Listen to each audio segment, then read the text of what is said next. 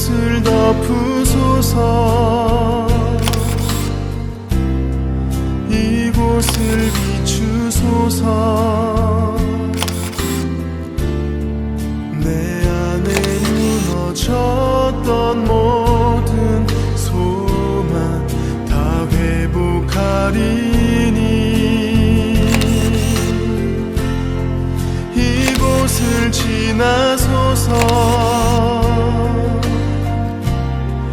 이곳을 만지소서. 행복한 교회 성도 여러분, 오늘은 10월의 넷째 주일입니다. 이 시간 주님을 향한 우리의 믿음과 사랑을 고백하며 함께 하나님께 찬양 드리시겠습니다.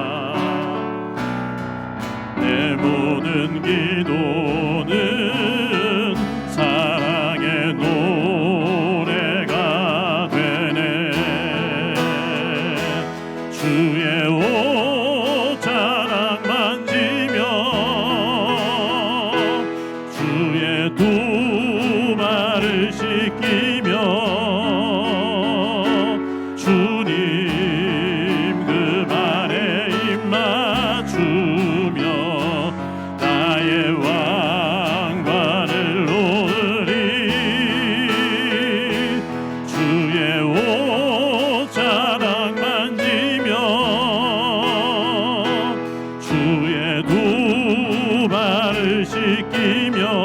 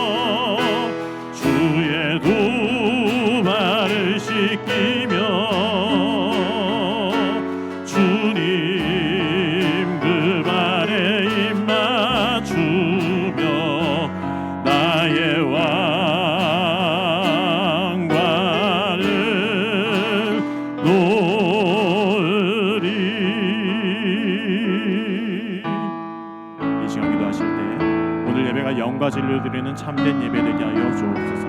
예배를 통해 하나님과의 만남을 허락하여 주옵소서. 말씀을 통해 우리의 믿음과 삶의 모습을 돌아보게 하시고 새로운 결단을 통해 하나님 보시기에 합당한 모습으로 우리를 다듬어가게 하여 주옵소서. 특별히 이 시간 말씀 증거하시는 담임 목사님께 은혜와 능력 부어 주옵소서. 간절히 기도하겠습니다.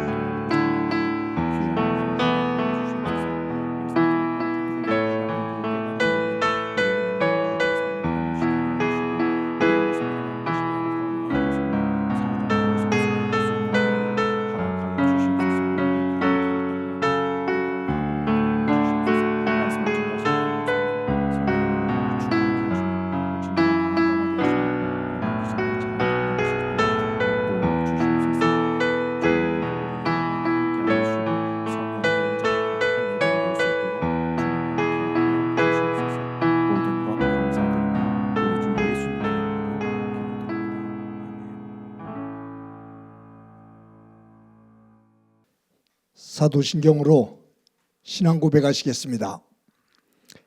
나는 전능하신 아버지 하나님 천지의 창조주를 믿습니다. 나는 그의 유일하신 아들 우리 주 예수 그리스도를 믿습니다. 그는 성령으로 잉태되어 동정녀 마리아에게서 나시고 본디오 빌라도에게 고난을 받아 십자가에 못 박혀 죽으시고 장사된 지 사흘 만에 죽은 자 가운데서 다시 살아나셨으며 하늘에 오르시어 전능하신 아버지 하나님 우편에 앉아 계시다가 거기로부터 살아있는 자와 죽은 자를 심판하러 오십니다. 나는 성령을 믿으며 거룩한 공교회와 성도의 교제와 죄를 용서받는 것과 몸의 부활과 영생을 믿습니다. 아멘. 찬송가 43장 부르시겠습니다.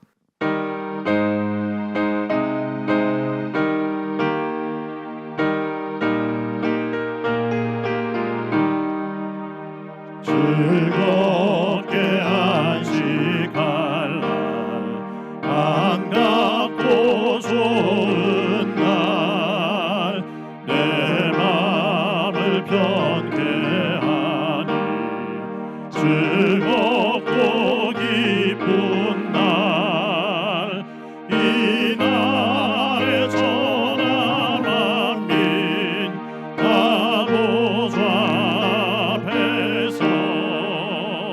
참되신 삼위일체 다 찬송 부르네. 이 날에 하늘에서 새 양식 내리네. 성회로 모이라고 종소리 울리네. 복음의 밝은 빛은 온 세상 비치며 또 영생 물이 흘러 시원케 하시네. 이 주의 지킴으로 새 은혜 입어서 영원히 쉬는 곳에 다 올라갑시다. 성부께 찬미하고 성자와 또 성령 참되신 삼위일체 다 찬송 부르세.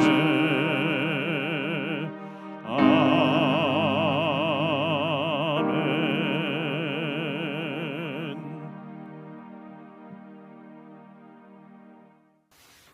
사랑과 은혜가 풍성하신 하나님 아버지, 오늘도 우리에게 주의 날을 허락하시고 기쁨으로 예배드릴 수 있도록 인도하심에 감사드립니다. 오늘도 주님의 은혜로 주님만 바라보며 예배하게 하옵소서. 예배를 통하여 주님의 영광이 부족하고 연약한 자들을 통하여 나타나길 간절히 기도합니다. 사랑의 하나님 아버지, 죄로 인해 우리의 영혼이 흔들리지 않게 굳건한 믿음을 더하여 주옵소서. 각자의 삶의 영역 속에서 믿음으로 항상 승리하게 하시고 무너졌던 하나님의 형상이 우리 안에 다시 회복되게 하시고 하나님 나라를 바로 세워갈 수 있도록 거룩한 백성으로 인도하여 주옵소서. 지난 한 주간도 각자의 처소에서 주님이 주신 사명을 잘 감당하려고 하였으나 육신의 연약함으로 주신 사명에 충실하지 못하고 주님의 뜻에 부합하지 못한 우리를 용서하여 주옵소서. 주님 앞에 온전한 모습으로 바로 설 수 있도록 우리를 도와주시옵소서. 깊어간 가을입니다. 이 결실의 계절에 우리의 삶의 자리에 믿음의 열매를 풍성히 맺길 기도합니다. 오곡백과가 익어가듯이 우리도 장성한 분량의 믿음으로 주신 평강에 매임받아 성령의 열매가 풍성하게 하시고 우리 마음도 든든히 지켜주시길 원합니다. 행복한 교회를 사랑하시는 주님, 교회 건물 없이 화곡고등학교에서 드리는 이곳이 거룩한 처소가 되게 하시며 매주 준비되어지는 예배가 한치의 수월함이 없게 하시고 예배와 성도들 간의 교제의 특수한 상황을 어려움을 잘 극복할 수 있도록 주님 도와주시옵소서. 먼저 우리 안의 말씀과 성도들 간의 교제의 목마름이 있게 하시고 다시 힘을 모아 모이는 데 힘쓰는 공동체가 되게 하여 주옵소서. 그리하여 지역사회를 더욱더 적극적으로 잘 섬기고 나누며 하나님 나라가 교회를 통하여 널리 확장되길 간절히 기도합니다. 특별히 교회학교 어린 생명들과 청년들을 축복하셔서 교회가 이들을 주님을 아는 지혜가 충만한 자녀로 잘 양육하게 하시며 교회와 이 나라의 미래의 큰 일꾼으로 우뚝 서게 하여 주옵소서.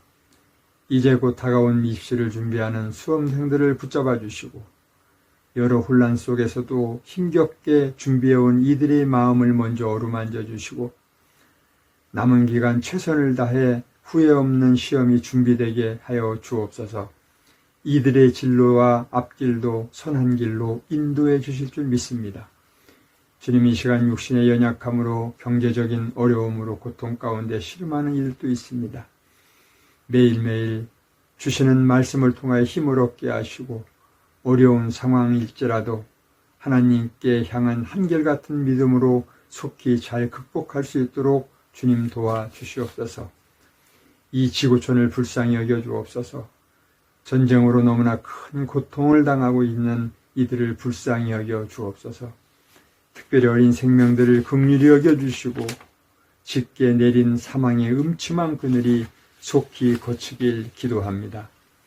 절망과 죽음으로 그들을 건져주시고 진정한 평화가 그 땅 가운데 임하길 간절히 기도합니다. 온정한 평화가 우리나라에도 오기를 간절히 기도합니다. 무력으로 대처하고 있는 휴전선이 거치게 하시고 분단의 슬픔과 아픔의 역사가 그치고 평화 통일의 기쁨과 회복의 역사가 다시 씌어지길 간절히 기도합니다. 오늘도 예배를 위해 여러모로 수고하는 많은 일꾼들이 있습니다. 이들의 수고가 복되게 하시며 하늘의 상급을 쌓으며 하나님께 영광 돌리는 현장들로 채워주시옵소서. 이 시간 말씀을 전하는 목사님, 성령의 능력과 은혜로 채우고 증거되는 말씀을 통하여 보혈의 은혜가 널리 선포되게 하시며 구속의 은총이 이곳에 차고 넘치게 예배를 이끌어 주시옵소서.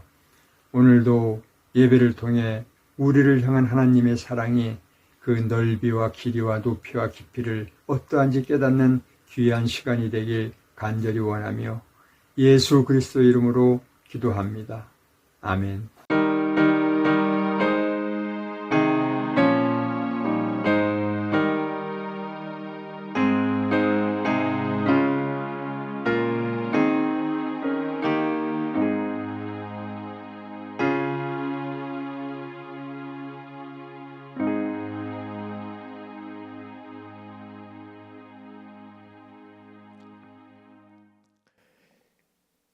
이 시간 하나님께서 우리들에게 주시는 말씀은 창세기 12장 1절부터 9절까지의 말씀입니다. 봉독해 드립니다. 여호와께서 아브라함에게 이르시되 너는 너의 고향과 친척과 아버지의 집을 떠나 내가 내게 보여줄 땅으로 가라. 내가 너로 큰 민족을 이루고 내게 복을 주어 내 이름을 창대하게 하리니 너는 복이 될지라. 너를 축복하는 자에게는 내가 복을 내리고 너를 저주하는 자에게는 내가 저주하리니 땅의 모든 족속이 너로 말미암아 복을 얻을 것이라 하신지라. 이에 아브라함이 여호와의 말씀을 따라갔고 롯도 그와 함께 갔으며 아브라함이 하란을 떠날 때 75세였더라. 아브라함이 그의 아내 사레와 조카 롯과 하란에서 모은 모든 소유와 얻은 사람들을 이끌고 가나안 땅으로 가려고 떠나서 마침내 가나안 땅에 들어갔더라. 아브라함이 그 땅을 지나 세겜 땅 모래 상수리 나무에 이르니 그때에 가나안 사람이 그 땅에 거주하였더라. 여호와께서 아브라함에게 나타나 이르시되 내가 이 땅을 내 자손에게 주리라 하신지라. 자기에게 나타나신 여호와께 그가 그곳에서 제단을 쌓고 거기서 베델 동쪽 산으로 옮겨 장막을 치니 서쪽은 베델이요 동쪽은 아이라. 그가 그곳에서 여호와께 제단을 쌓고 여호와의 이름을 부르더니 점점 남방으로 옮겨갔더라. 아멘. 성도 여러분, 지난 한 주간 동안 평안하셨습니까? 하나님의 사랑이 여러분들의 삶의 자리에 가득하기를 간절히 소망합니다. 오늘은 지난주에 이어서 이 창세기 12장 1절에서 9절의 말씀을 가지고 말씀을 나누려고 합니다. 성도님들이 이사를 하면 제가 이사 신방을 가서 그때 예배를 드리면서 가장 많이 보는 본문이 오늘 본문입니다.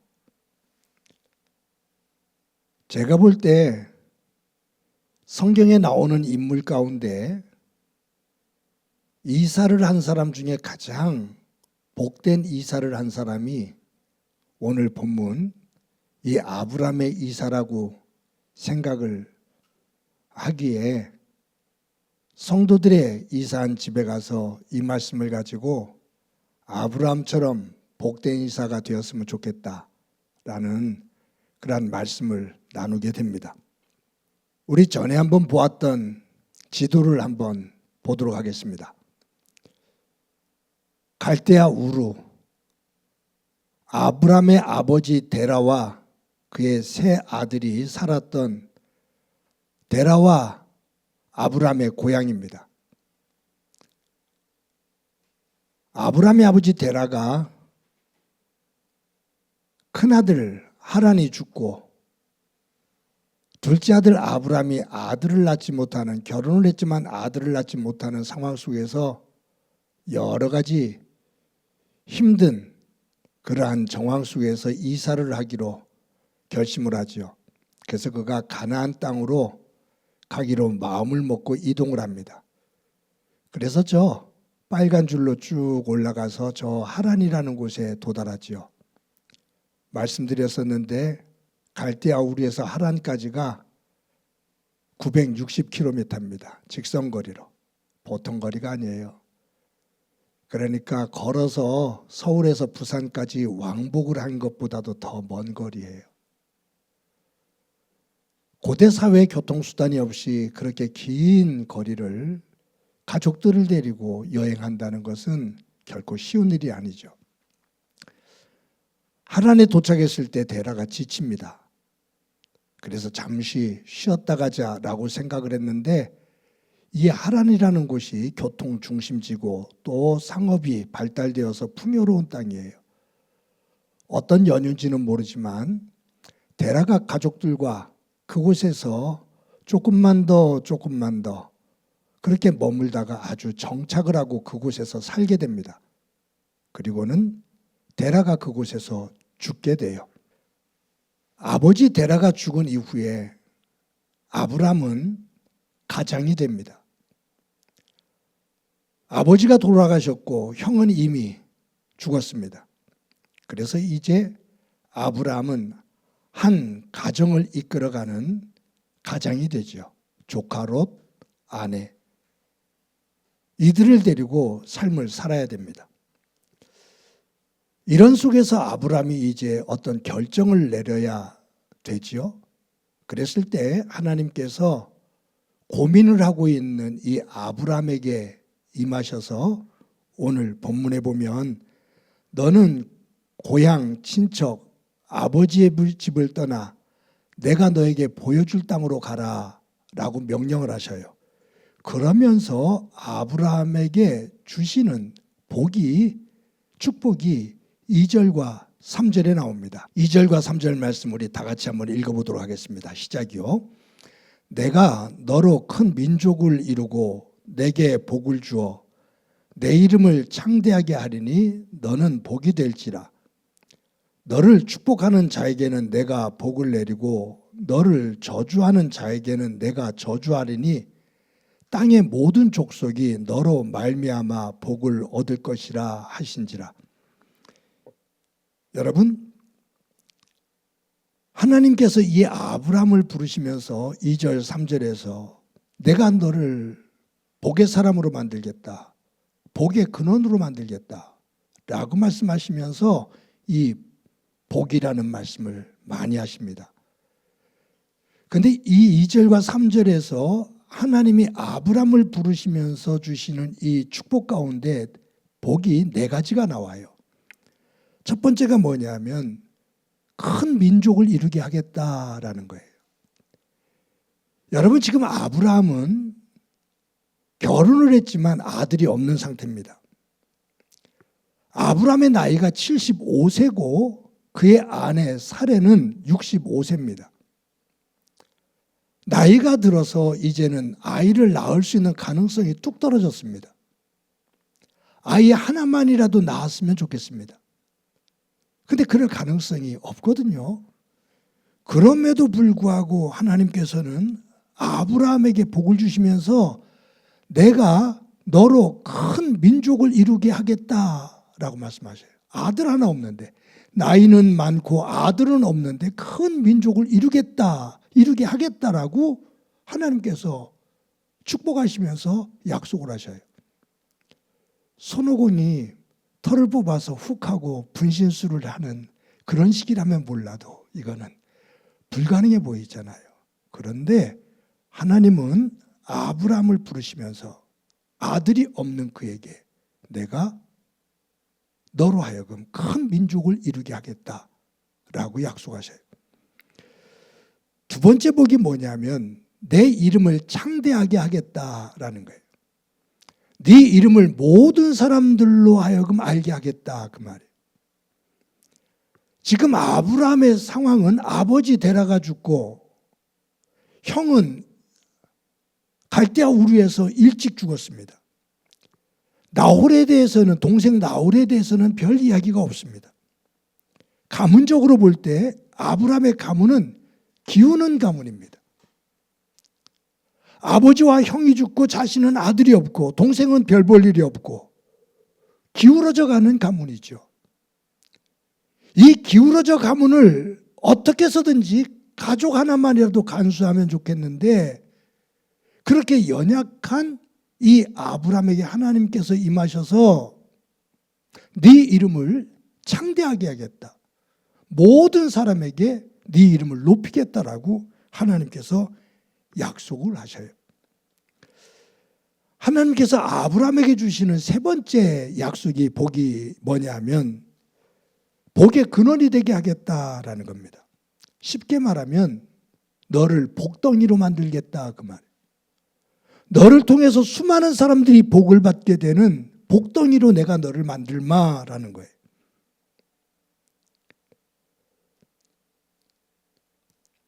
아브라함이 경제적으로 얼마만큼 여유가 있는지 전혀 나오질 않아요. 그런데 나중에 이제 나옵니다만 아브라함이 경제적으로 부하게 된 것은 그가 가지고 있는 것이 아니라 애굽에서 바로 왕과의 관계, 그러한 일들이 있는데 그 속에서 많은 양과 소를 얻게 돼요. 두 번에 걸쳐서 그런 일이 있게 되거든요. 그러면서 아브라함이 경제적으로 굉장히 부한 사람이 됩니다. 근데 지금 출발하기 이전까지의 지금의 아브라함을 보면 경제적으로 근근히 살아가는 그러한 모습이에요. 그런데 하나님께서 내가 너를 복덩이로 만들겠다라고 약속하셔요. 네 번째가 뭐냐면 내가 너와 함께 하겠다라는 거예요.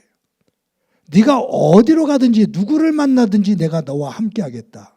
이 말씀은 뭐냐면 누구든지 너를 축복하는 자를 내가 축복하고 너를 저주하는 자를 내가 저주하겠다.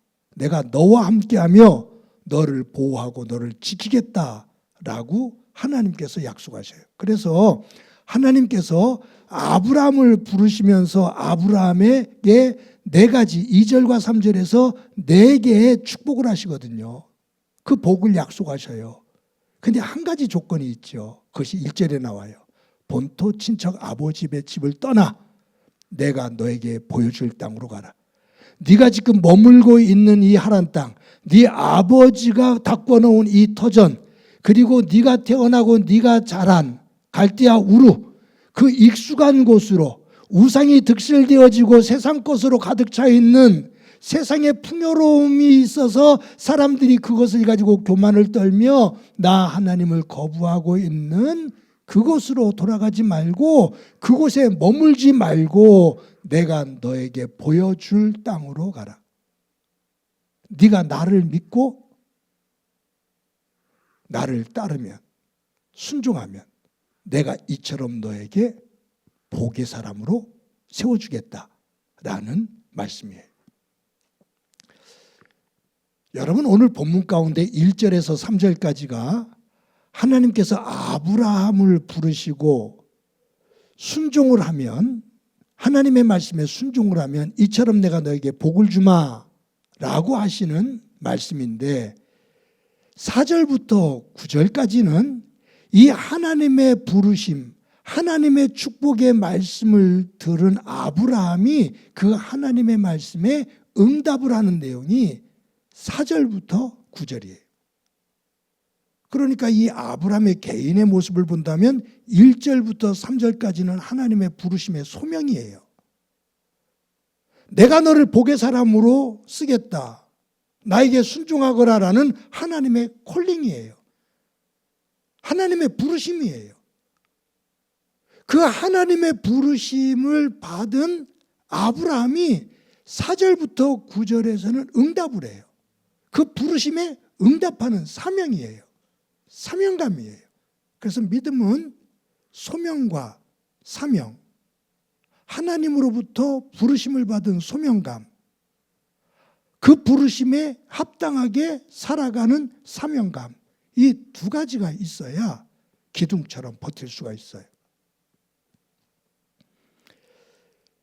그런데 오늘 이 하나님의 부르심에 응답을 하는 이 아브라함에 대한 이야기가 4절부터 9절까지 나오는데 4절 말씀에 이렇게 기록되어 있습니다. 우리 4절 말씀 다 같이 한번 읽어보도록 하겠습니다. 시작이요. 이에 아브라함이 여호와의 말씀을 따라갔고 롯도 그와 함께 갔으며 아브라함이 하란을 떠날 때에 75세였더라. 여기에 이에라는 단어가 나와요. 이에.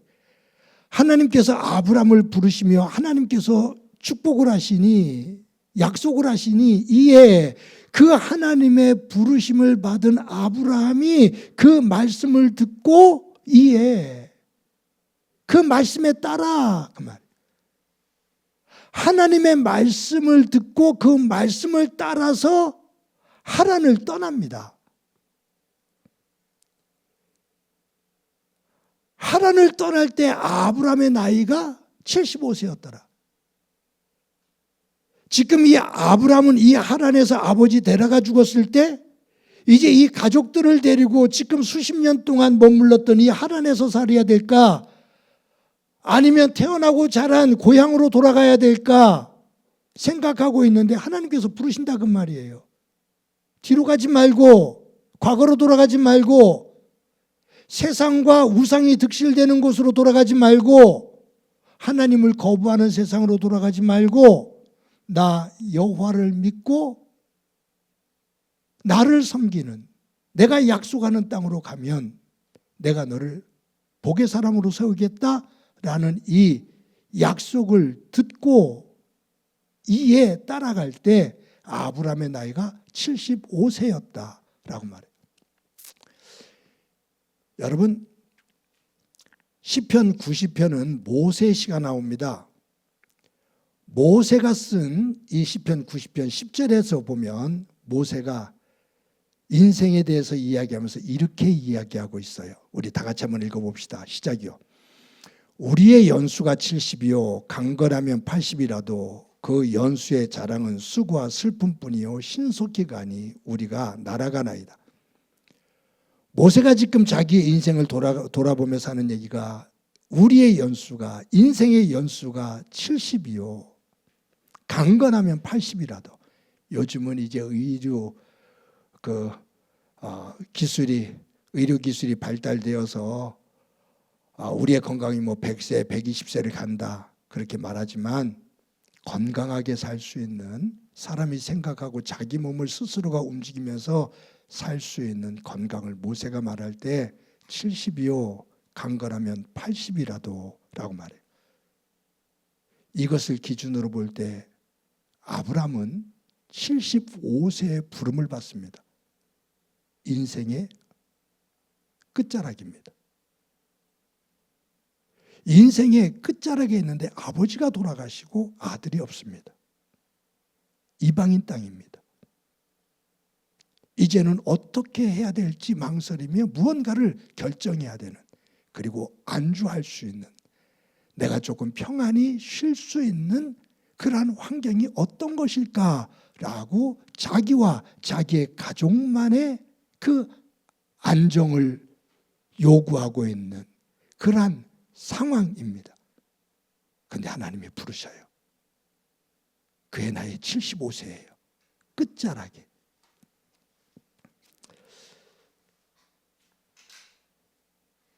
하나님의 그 약속을 받고 아브라함이 75세 때 하란에서 일어나서 하나님의 말씀에 따라 하란을 떠나 하나님이 보여주시는, 인도하시는 땅으로 출발합니다. 세상적으로 보면 참으로 어리석은 결정입니다.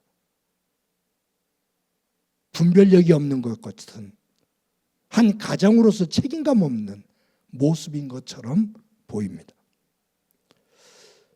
지도를 다시 한번 보겠습니다.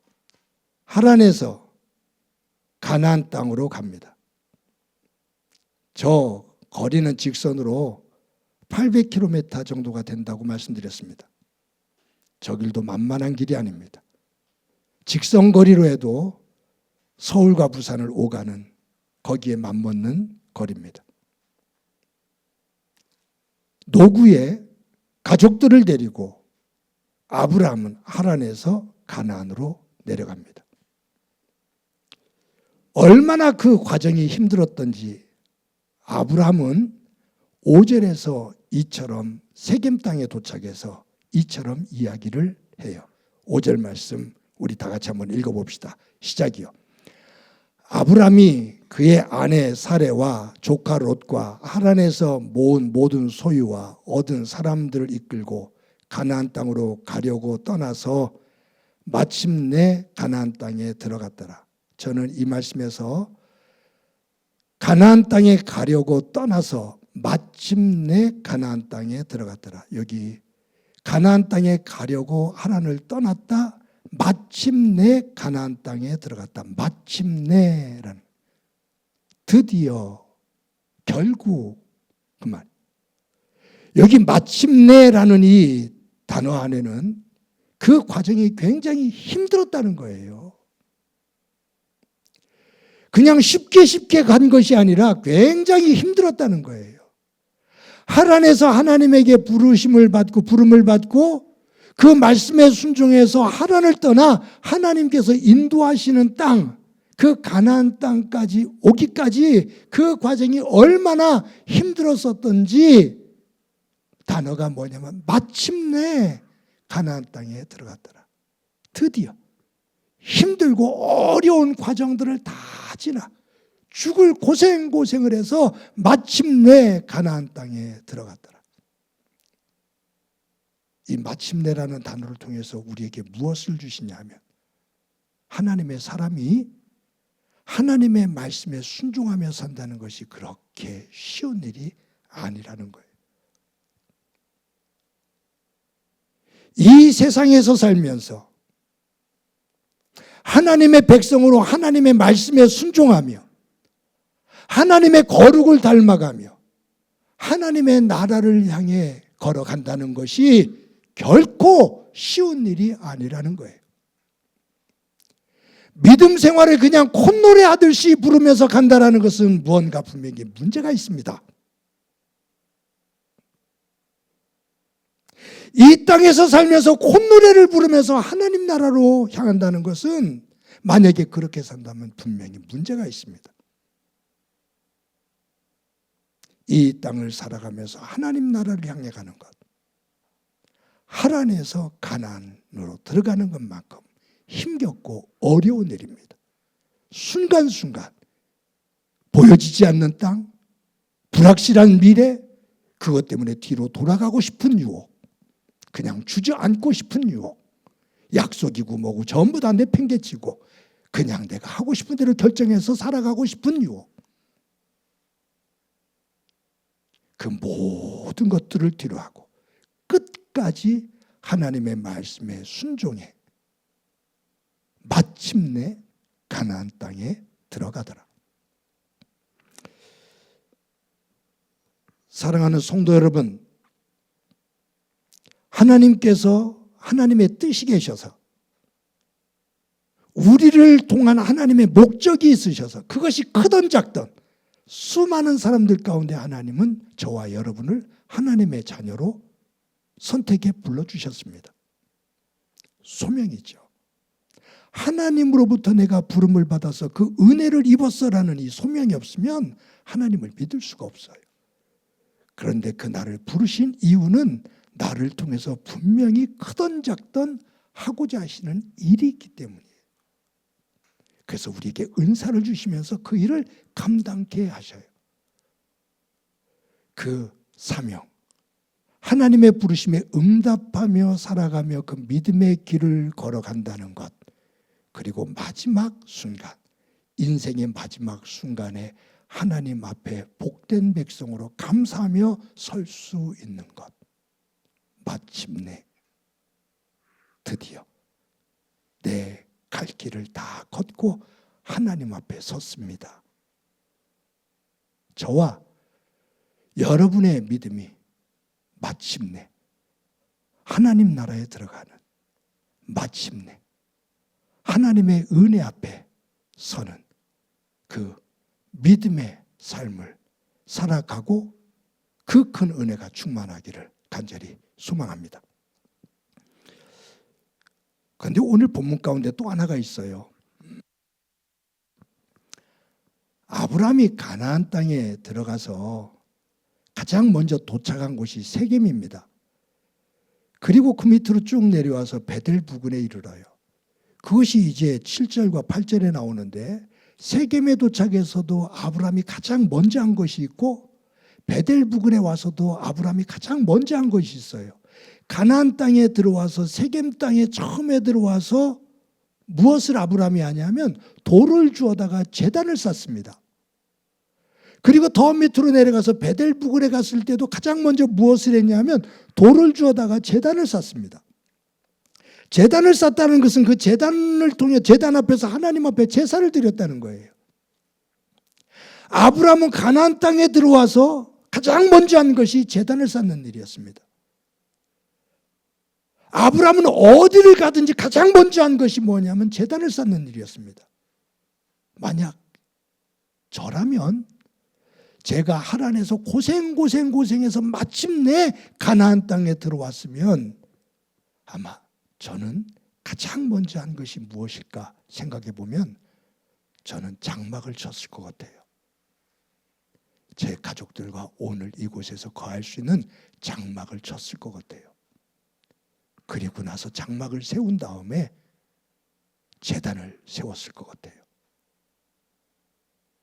근데 아브라함은 그렇지 않아요. 장막을 세우기 전에 제단을 먼저 세워요. 어디를 가든지. 무엇을 말하는 걸까요? 하나님께서 아브라함을 부르시면서 내 말에 순종하면 내가 너를 복의 근원으로 세우겠다. 내가 너에게 보여줄 땅으로 가라. 하나님께서 가나안 땅으로 인도하시면서 이 땅을 내가 네 자손들에게 주겠다라고 약속하시잖아요. 그곳에서 아브라함은 제단을 쌓아요. 하나님이 저의 가족의 저의 미래의 주인이십니다라는 고백이에요. 하나님이 주시는 이 땅에서 어디를 가든지 하나님을 최우선으로 섬기며 하나님 중심으로 살아가겠습니다라는 고백이에요. 이것이 갈대아 우르와 정반대의 모습이죠. 하나님을 떠나 대항하며 갈대아 우르에서 바벨탑을 쌓거든요. 하나님께서 그곳에서 아브라함을 이끌으셔서 가나안 땅에 오게 하시고 가나안 땅에 처음에 들어온 세겜 땅에서 가장 먼저 한 것은 제단을 쌓으며 이 땅에서 하나님을 주인으로 섬기며 살겠습니다라는 거예요. 갈대아 우르와 가나안 세겜 대척점에 있습니다. 사람의 힘, 하나님을 거부. 하나님에게 순종, 하나님의 주인. 이게 더 놀라운 것은요, 갈대아 우르는 땅의 풍요로움, 그것을 가지고 인간의 교만, 가나안 땅은 메마른 땅, 하늘에서 이른 비와 늦은 비가 내려와야만이, 아침마다 이슬이 내려야만이 식물들이 하루하루를 사는 하늘을 바라보는 땅. 갈대아 우르는 비옥한 땅을 바라보는 땅. 여러 가지로 대척점에 있어요. 아브라함은 가나안 땅에 들어와 가장 먼저 제단을 쌓습니다. 하나님 앞에 전적인 순종이죠. 그런데 놀랍게 하나님은 이 메마른 땅에서 제단을 쌓으며 하나님 앞에 순종하는 아브라함을, 그가 실수도 하고 여러 가지 부족한 점이 있지만 결국은 아브라함을 복의 근원으로 세웁니다. 나중에 보겠습니다만 아브라함의 아들 이삭, 이삭의 아들 야곱, 야곱의 아들 요셉 보면은 대단한 인물들이죠. 그런데 삶의 내용을 보면요, 대단하지 않아요. 이삭이 얼마나 대단해요? 야곱의 생애를 보셔요. 야곱 그렇게 대단하지 않아요. 사기꾼이고요. 못된 짓 하고요. 12아들을 가졌다고요. 거기서 4명의 아내를 거느리면서 아들 12를 낳잖아요. 결국 이삭과 야곱과 요셉이 위대한 믿음의 사람으로 쓴 것은 그들 스스로가 아니라 아브라함에게 약속하신 그 약속을 이루시는 하나님, 그 하나님의 인도하심과 아브라함의 순종이 있을 때 그 약속을 지키시는 신실하신 하나님이 계시기 때문입니다. 아브라함이 하나님의 약속에 따라 복덩이가 될 수 있었던 것, 후손들에게 복의 근원이 될 수 있었던 것, 온 인류에게 믿음의 조상이 될 수 있었던 것, 그것은 하나님 안에서 순종하는 그의 믿음 위에 주시는 하나님의 은혜입니다. 권사님 한 분과 대화를 나누다가 권사님이 당신의 그 남편하고 이야기를 나누는 중에 남편에게 이런 이야기를 했다고 그래서 한번 웃은 적이 있어요. 예수는 내가 믿는데 복은 당신이 받는 것 같아 라고 말했다고. 예수는 내가 믿는데 복은 내가 예수를 믿어서 하나님께서 당신에게 이처럼 복을 주시는 것 같아. 예수는 내가 믿는데 복은 당신이 받는 것 같아. 그래서 한번 웃은 적이 있어요. 귀하지요. 근데 가만히 생각해 보면 그래야 돼요. 제대로 된 믿음은 그래야 돼요. 나로 인해서, 예수님을 믿는 나로 인해서 가족이 복이 돼야 돼요. 예수 믿는 나로 인해서 교회가 복이 돼야 돼요. 예수 믿는 나로 인해서 이웃이 복이 돼야 돼요. 내가 예수를 믿는데 가족 속에 상처를 주고 갈등과 싸움이 복판에서요. 내가 예수를 믿는데 교회 속에서 항상 불평과 원망을 하면서 가시노릇을 해요. 이웃들에게 손해를 주고 고통을 줘요. 그것은 예수 믿는 사람의 모습이 못되죠. 빛과 소금이 못되죠. 예수는 내가 믿는데 당신이 복 받는 것 같아. 맞아요. 내가 예수를 믿음으로 가족들과 교회와 이웃이 복이 돼야 돼요. 그것이 하나님의 영광이고 그것이 그리스도의 향기예요.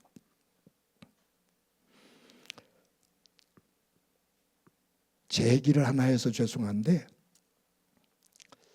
제가 신학교를 가겠다고 신학교를 갈 때 저희 어머니만 찬성하고 형님들은 다 못마땅해 했습니다. 특히 둘째 형님이 되게 못마땅해 하셨어요.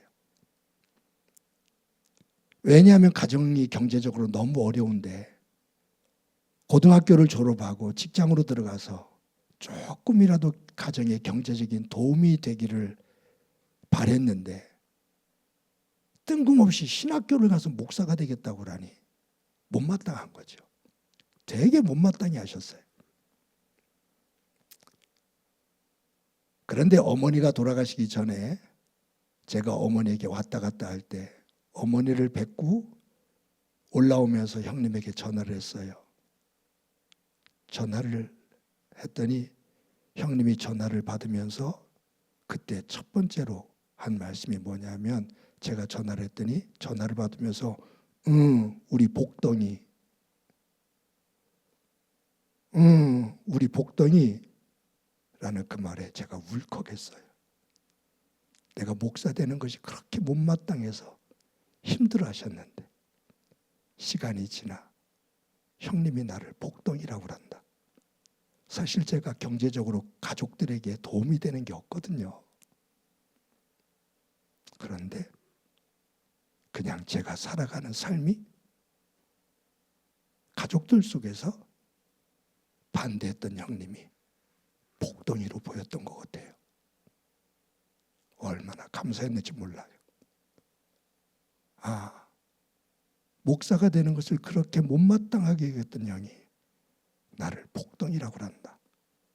하나님 감사합니다. 저는 개인적인 소망이 있죠. 제가 예수를 믿어 목회를 하면서 하나님께서 아브라함 때문에 그의 아들 이삭에게, 그의 손자 야곱에게, 증손자인 요셉에게 하나님께서 복을 주셨어요. 이삭에게 하나님께서 축복하시면서 첫 번째 조건이 뭐냐면 내가 너의 아버지 아브라함을 위해서라도 내가 너에게 복을 주며라는 거거든요. 내가 너의 아버지 아브라함을 위해서 내가 너에게 복을 주며, 이것이 이삭에게 축복하는 첫 번째 이유였습니다. 저는 그 말씀을 읽으면서 하나님, 저에게도요.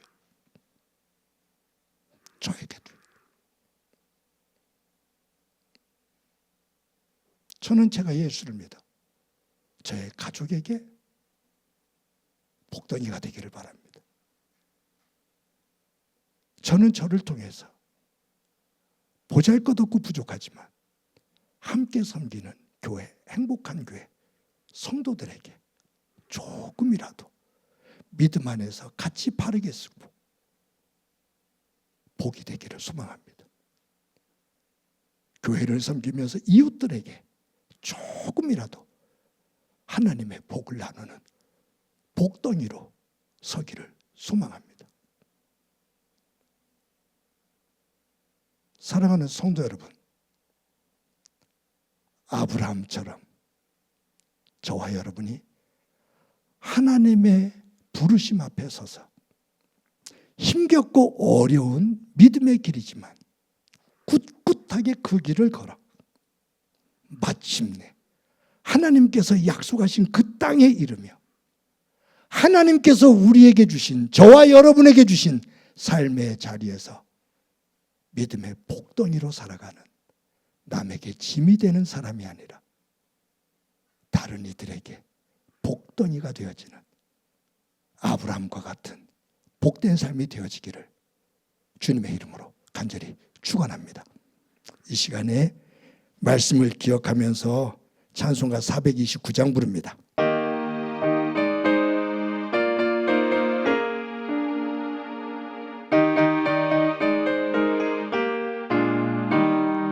세상 모든 풍파 너를 흔들어 약한 마음 낙심하게 될 때에 내려주신 주의 복을 세어라. 주의 크신 복을 내가 알리라. 많은 복을 세어 보아라. 크신 복을 내가 알리라. 많은 복을 세어 보아라. 주의 크신 복을 내가 알리라. 세상 근심 걱정 너를 누르고 십자가를 등에 지고 나갈 때 주가 내게 주신 복을 세어라. 두려움 없이 항상 찬송하리라. 많은 복을 세어 보아라. 크신 복을 내가 알리라. 받은 복을 세어 보아라. 주의 크신 복을 내가 알리라. 세상 권세 너의 앞을 막을 때 주만 믿고 낙심하지 말아라. 천사들이 너를 보호하리니 염려 없이 앞만 보고 나가라. 많은 복을 세어 보아라. 크신 복을 내가 알리라. 받은 복을 세어 보아라. 주의 크신 복을 내가 알리라.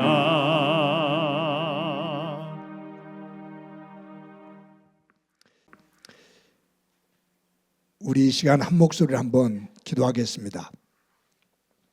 기도하실 때 하나님의 자녀로 부름을 받은 우리들, 이 땅에서 살지만 하나님 나라를 향해 굳굳한 믿음으로 걸어 마침내 그 나라 그 백성으로 서는 은혜 있게 하옵소서. 그 과정 속에서 아브라함처럼 가족들 속에서, 교회 속에서, 이웃들 속에서 하나님의 복의 사람으로 복덩이의 삶을 사는 은혜 있게 하옵소서. 우리 한 목소리로 한번 기도드립니다. 하나님 아버지, 은혜를 감사합니다. 주일을 맞아 하나님 앞에 예배합니다. 이 험한 세상 속에서,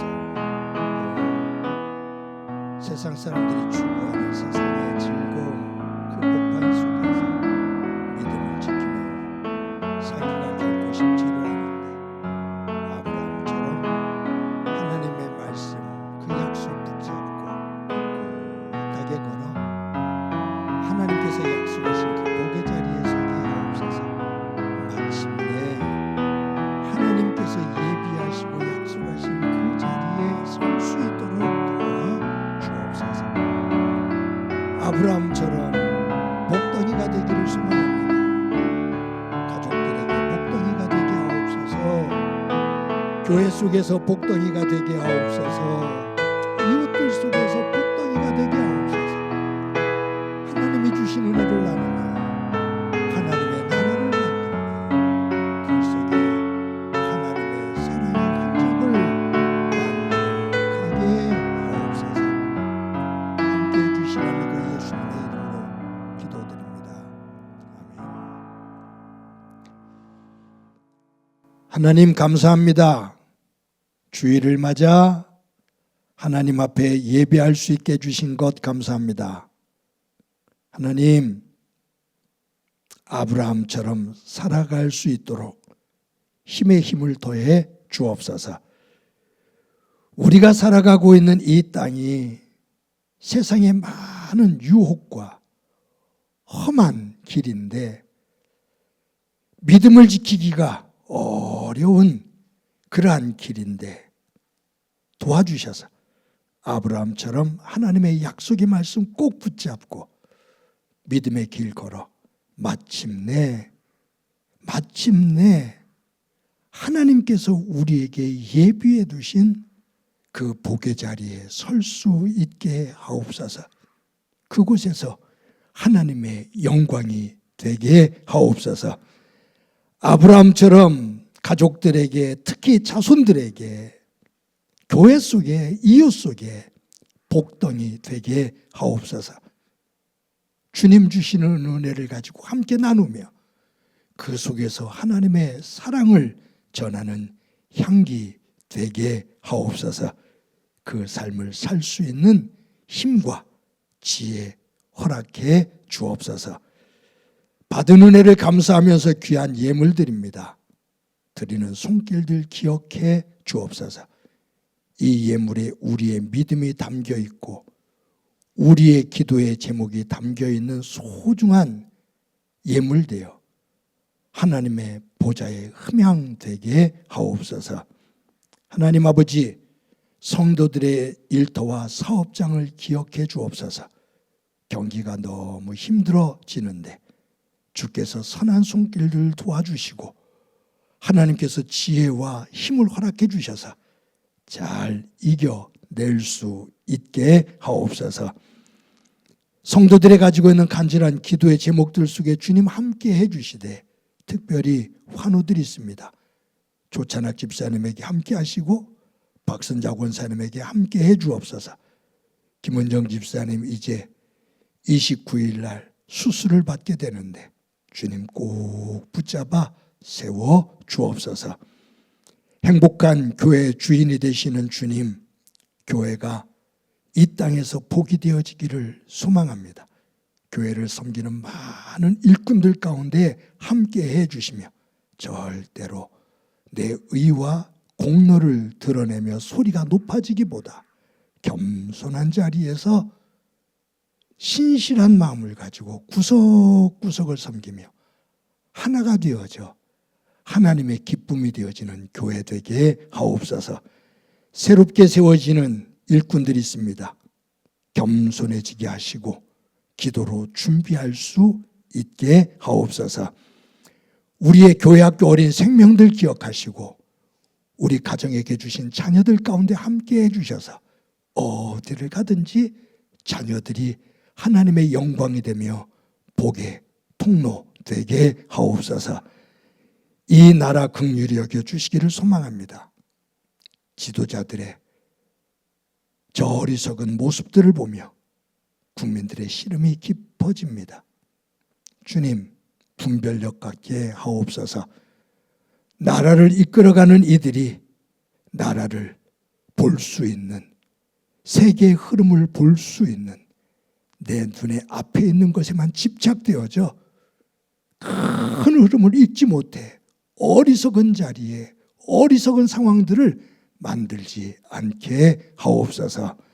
이 지구촌이 주의 이름으로 평안해지기를 소망합니다.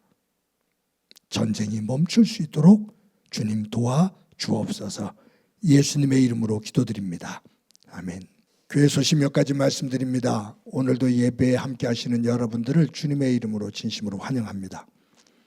저희들 수요 예배를 수요일 날 오전 11시에 드립니다. 지난주에는 수예배 참석한 이들과 함께 교회를 깨끗하게 또 한번 대청소를 했습니다. 함께 해주신 여러분들에게 감사를 드리고요. 기도해 주시고 더 많은 성도님들이 수요일날 함께 오셔서 예배드리고 또 서로 교제 나누시기를 바랍니다. 저희가 주일 예배를 영상으로 녹화해서 주일날 오전 6시에 유튜브에 올립니다. 큐티를 녹화해서 새벽 기도가 드려지는 새벽 5시에 유튜브에 올립니다. 이 험난하고 또 복잡한 시대를 살아가면서 예배와 말씀 꼭 붙잡고 하루하루 하나님의 백성으로 굳건하게 설 수 있기를 바랍니다. 각 기관과 부서는 2025년도 사업계획서와 예산안을 11월 3일까지 다음 주일까지 사무실로 제출해 주시기를 바랍니다.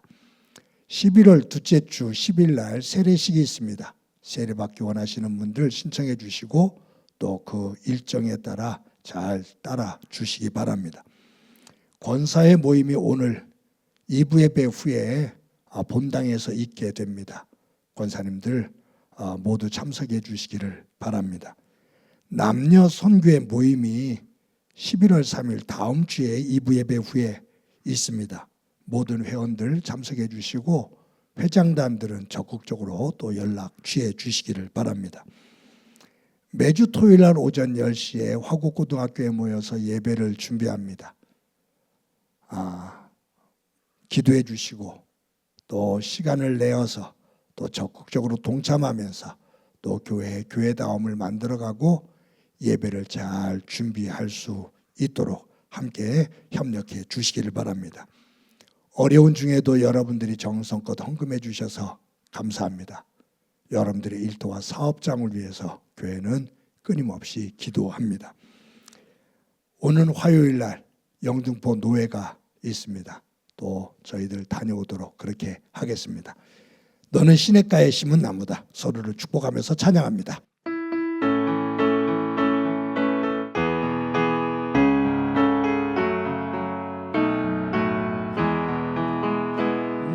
너는 시냇가에 심은 나무라. 하나님의 사랑 안에 믿음 뿌리 내리고 주의 뜻대로 항상 살리라. 주의 시절을 쫓아 구원 열매 맺으면 주의 영화로운 빛 너를 보아리니. 주의 뜻대로 항상 살리라. 나랑 친해지는 시간 갖도록 합시다. 나를 꼭 안아주세요. 사랑한다. 잘 살아왔어. 잘 살아갈 거야.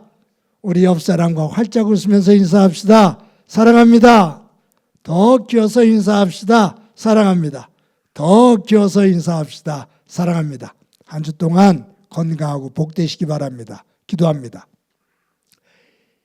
이제는 우리 주 예수 그리스도의 은혜와 하나님 아버지의 극진하신 사랑과 성령님의 교통하시고 역사하시고 충만하심이 오늘도 하나님 안에서 아브라함처럼 복의 사람으로 세워지고 복덩이가 되어 삶의 자리에서 하나님께 영광이 되어지는 삶을 살기를 소망하는 사랑하는 성도들과 저들의 가정과 믿음의 공동체와 이 땅 위의 고통으로 눈물을 흘리고 있는 이들 위에 영원히 함께 하시기를 간절히 축원하옵나이다.